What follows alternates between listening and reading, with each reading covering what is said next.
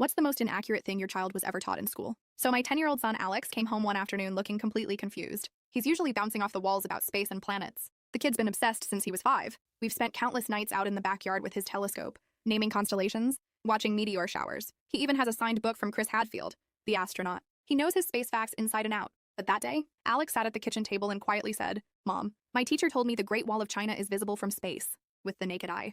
I froze for a second. Because yeah, we've talked about that. It's one of the most common space myths. Astronauts, including Hadfield, have said over and over, you can't see the Great Wall without help from orbit. It's narrow, it blends in with the landscape. It's just not visible like people think. So, Alex had raised his hand in class and politely explained this to his history teacher, Mr. Peterson. He even mentioned Hadfield's book. And what did Mr. Peterson do? Shut him down.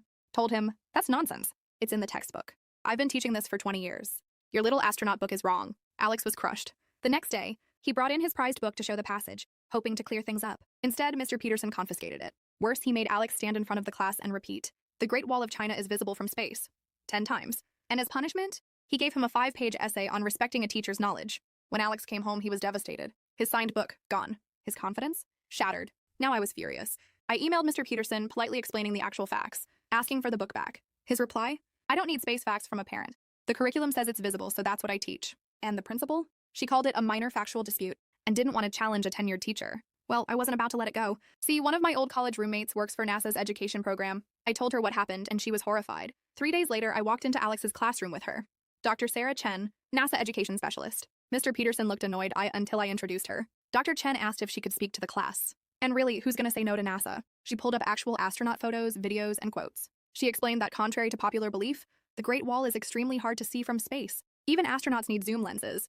What's actually visible? Cities at night, big dams, major farmland, but not the wall. One girl nervously raised her hand and said, but Mr. Peterson told us it's in the textbook. Dr. Chen smiled and explained how textbooks can have outdated information.